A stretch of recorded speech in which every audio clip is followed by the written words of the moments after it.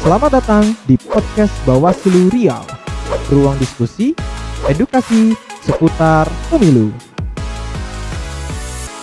Assalamualaikum warahmatullahi wabarakatuh. Selamat pagi dan salam sejahtera untuk kita semua, sahabat Bawaslu dimanapun kalian berada. Gimana kabar hari ini? Saya berharap semoga sahabat Bawaslu selalu dalam keadaan sehat dan walafiat. Amin amin ya robbal alamin. Sahabat Bawaslu, hari ini merupakan hari yang sangat luar biasa tentunya. Kali ini saya kedatangan tamu istimewa. Kebetulan Bawaslu Riau kedatangan tamu istimewa dari Komisi Informasi Pusat, Ibu Rospita Vici Pauline. Betul, Bu? Betul. Oke, Ibu, kebetulan saya terima kasih banyak, Bu. Saya mewakili Bawaslu Riau. Terima kasih banyak Ibu sudah hadir di sini melihat sarana prasarana yang ada di Bawaslu Riau terkait dengan keterbukaan informasi. Mungkin boleh, Bu, Ibu perkenalkan sedikit profil singkat Ibu kepada sahabat Bawaslu nih, biar tahu Ibu dari Komisi Informasi. Silakan, Bu. Baik, terima kasih. Saya Rospita Vici Pauline. Oke. Sebelum dibawa di Komisi Informasi Pusat RI, saya Ketua Komisi Informasi Provinsi Kalimantan Barat 2 periode. Oh, ya. Nah, tahun ini dari tahun lalu, tahun ini sudah diberikan amanah untuk mengawal keterbukaan informasi di tingkat pusat. Ya. Dan tentunya kerja kami menjadi lebih berat karena kami mendorong badan-badan publik tingkat nasional di seluruh Indonesia untuk lebih terbuka terhadap keterbukaan informasinya. Nah, untuk di Komisi Informasi Pusat sendiri, saya berada di bidang penelitian dan dokumentasi, di mana tupoksi kerja saya adalah melakukan indeks keterbukaan informasi di 34 provinsi. Gitu. Jadi indeks ini untuk memotret sudah sejauh mana provinsi-provinsi yang ada di seluruh Indonesia ini memberikan hak publik atas informasi. Oke. Saya ingin, sebelum saya mendalami tentang informasi, Bu, keterbukaan informasi yang ada di lembaga-lembaga. Sebenarnya untuk gambaran umum sendiri, Bu, untuk Komisi Informasi baik tingkat pusat, provinsi, mungkin kalau di kabupaten kota ada nggak, Bu, kalau Komisi Informasi? Di beberapa tempat ada. Ada ya? Ya. Oke. Kalau gambaran umum, Bu, untuk domain atau ruang lingkup di Komisi Informasi itu kira-kira seputar apa sih, Bu? Ya, baik. Secara umum, Komisi Informasi berdasarkan Undang-Undang Nomor 14 Tahun 2008, kami mengawal keterbukaan informasi di semua badan publik. Oke. Nah, ini biasanya melibatkan 3 unsur. Adanya badan publik sebagai penyedia informasi, masyarakat sebagai pengguna informasi, dan Komisi Informasi sebagai pihak tengah ketika masyarakat mengalami hambatan dalam hal meminta informasi, bisa mengadu ke Komisi Informasi.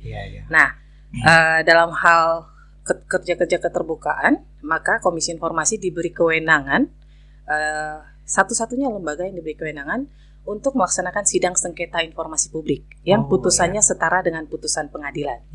Jadi bisa nanti kalau para pihak tidak puas terhadap putusan Komisi Informasi, bisa dibanding ke Petun atau Pengadilan Negeri dan bisa dikasasi ke Mahkamah Agung. Oke. Berarti kalau misalnya secara singkat, Bu, ya, ketika masyarakat dia tidak mendapatkan informasi, maka masyarakat berhak mengajukan keberatan sengketa informasi, Bu, ya, ke Komisi Informasi.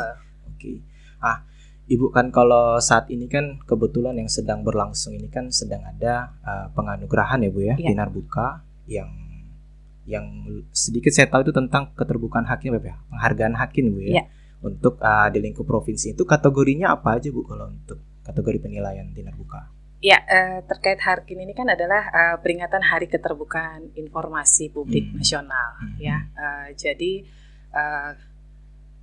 pelaksananya adalah untuk mengingatkan sekaligus mendorong badan-badan publik untuk membuka seluruh informasi yang sifatnya terbuka kepada masyarakat. Kalau sebelum adanya undang-undang ini kan 90% informasi yang ada di badan publik dinyatakan sebagai informasi rahasia atau tertutup. Tetapi di era setelah adanya undang-undang nomor 14 ini, maka informasi yang ada di badan publik itu 90% terbuka. Hanya 10% yang boleh ditutup apabila menyangkut rahasia negara, rahasia bisnis, dan rahasia pribadi. Nah, pelaksanaan Harkin ini yang memberikan penganugerahan di Narbuka baru dilaksanakan pertama kalinya di tahun 2023 ini. Nah, ini dilakukan dalam upaya kami ingin memberikan apresiasi bagi badan-badan publik maupun pimpinan badan publik, baik itu bupati, wali kota, atau pimpinan OPD yang sudah berkomitmen penuh terhadap keterbukaan informasi. Karena yang namanya kerja-kerja keterbukaan informasi di badan publik itu, yang paling utama adalah komitmen dari pimpinan badan publik. Ketika pimpinannya sudah berkomitmen, maka di bawahnya bisa melanjutkan dengan sangat baik. Tetapi kalau di bawahnya bersemangat tapi pemimpinnya nggak punya komitmen, nggak akan jalan. Iya. Berarti ini kegiatan yang pertama kali Bu ya yang diselenggarakan. Benar. Nah, untuk itu kategorinya ada kategori untuk bupati atau wali kota, kemudian SKPD dan untuk penyelenggara pemilu karena Indonesia akan memasuki tahun demokrasi 2024 pemilihan serentak sehingga pemilu menjadi perhatian utama bagi kami. Oke.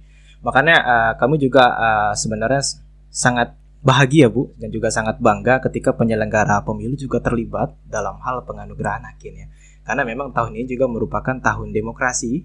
Kami juga mungkin sejauh ini kan kami perkirakan kemungkinan entah di akhir tahun atau di awal tahun mungkin masyarakat akan berbondong-bondong datang ke Bawaslu untuk meminta keterkaitan informasi.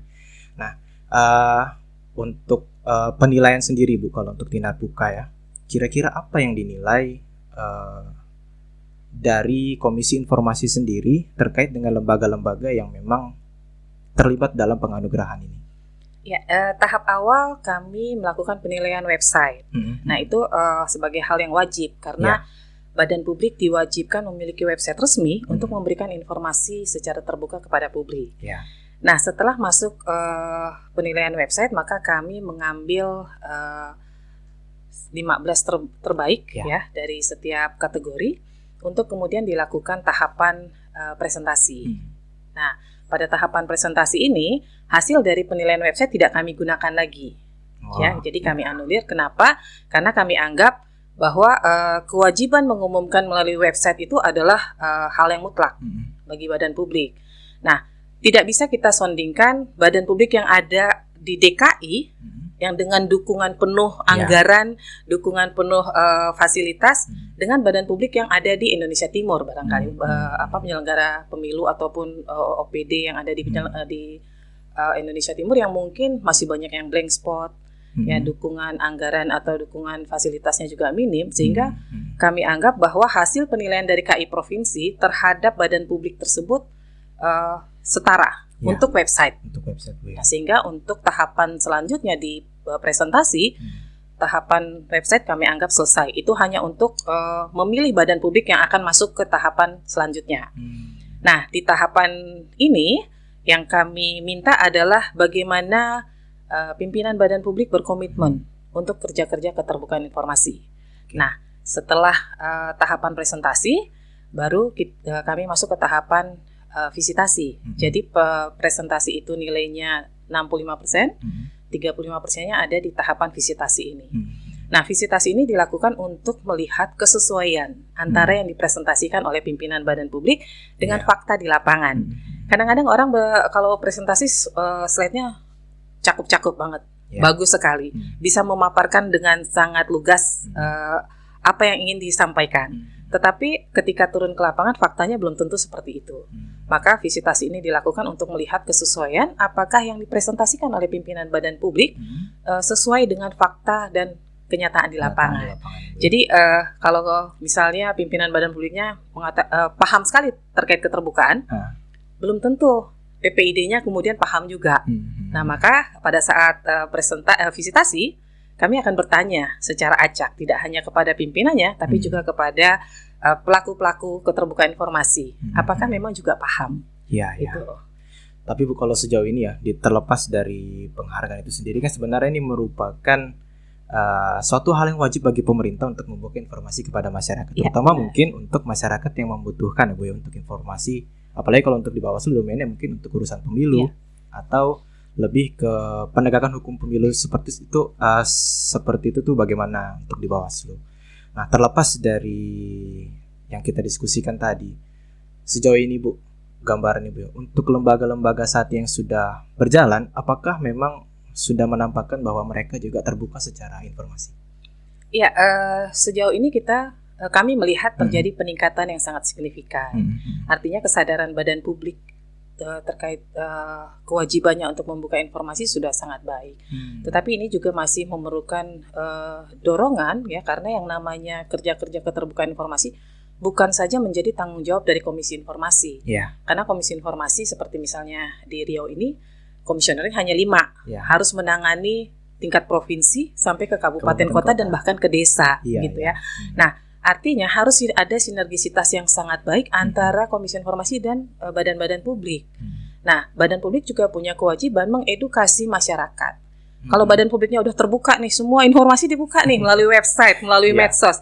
Tapi masyarakat tidak menggunakan haknya untuk tahu, itu juga nggak ada gunanya. Maka badan publik juga punya kewajiban mengedukasi masyarakat. Anda punya hak loh untuk tahu. Kalau Anda ingin tahu suatu informasi, minta dari sumbernya langsung. Sehingga informasi yang masyarakat dapatkan adalah informasi yang valid dan terpercaya. Iya, baik Bu. Terakhir mungkin satu pertanyaan dari saya, Bu. Apa harapan Ibu ya dengan adanya keterbukaan, dengan adanya penghargaan keterbukaan informasi ini kepada lembaga-lembaga publik ya Bu ya, baik di penyelenggara pemilu dan pemerintahan dan lainnya, untuk keterbukaan informasi ke depannya? Ya, tentu saja penghargaan Tinar Buka ini kan untuk memberi reward, memberi penghargaan kepada atau bentuk apresiasi kepada badan-badan publik yang sudah selama ini sudah berupaya dengan maksimal gitu.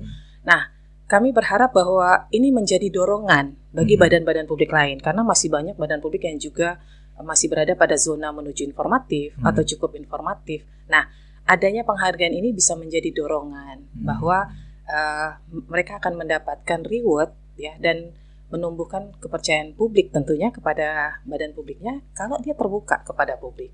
Ini sudah era keterbukaan, nggak ada lagi yang perlu ditutup-tutupi ya. Nah, satu yang saya ingin sampaikan kepada badan-badan publik ya, dalam ruang-ruang yang tertutup itu orang baik pun akan dipaksa atau berpotensi menjadi orang jahat. Tetapi dalam ruang yang terbuka, orang yang jahat akan dipaksa untuk menjadi orang baik. Maka itu pentingnya keterbukaan informasi supaya masyarakat percaya pada hasil kerja dari badan-badan publik. Oke, baik Bu. Tidak terasa udah tadi saya banyak tanya Ibu tentang penganugerahan informasi dan juga tentang keterbukaan informasi. Sekilas info Bu, mungkin kita lagi podcast di Pojok JDIH. Ini salah satu perwujudan kami sebagai Bawaslu Riau untuk menginformasikan dokumen-dokumen hukum. Jadi ada PPID, selain PPID kami juga ada Pojok JDIH dan juga ada Pojok Pengawasan yang memang nantinya kita akan memberikan informasi tentang kepengawasan pemilu. Nah, Pojok JDIH sendiri ini adalah dokumen-dokumen yang mungkin berhubungan dengan kepemiluan tapi dalam dimensi hukum itu sendiri. Jadi kadang mahasiswa-mahasiswa yang akan melakukan konsultasi dan juga terkait dengan pembuatan skripsi penelitian berkaitan dengan hukum pemiluan biasanya datang ke sini, Bu. Oke. Mungkin terakhir Bu, sebelum ditutup podcast ini, dari Ibu ada closing statement, Bu? Ya, saya memberi closing statement khusus untuk Bawaslu Provinsi Riau nih. Yang dalam penghargaan Tinar Buka ini sudah masuk 10 terbaik ya. Alhamdulillah. Ini mewakili penyelenggara pemilu dari 34 provinsi se-Indonesia, tingkat provinsi maupun kabupaten kota. Tentunya menjadi tugas dan tanggung jawab berat tentunya untuk mendorong penyelenggara pemilu lainnya, khususnya Bawaslu di kabupaten kota untuk juga terbuka gitu. Nah, biasanya mempertahankan itu lebih susah daripada meraih gitu. Nah, saya berharap Bawaslu Provinsi Riau bisa menjadi contoh bagi penyelenggara pemilu lainnya untuk melaksanakan keterbukaan, khususnya memberikan hak masyarakat atas informasi pemilu. Oke, baik. Terima kasih Bu, closing statement yang sangat luar biasa dan tentunya ini juga menjadi acuan bagi kami dan sebenarnya dalam secara esensial ini ya untuk demokrasi dan kepemiluan yang lebih baik untuk kedepannya.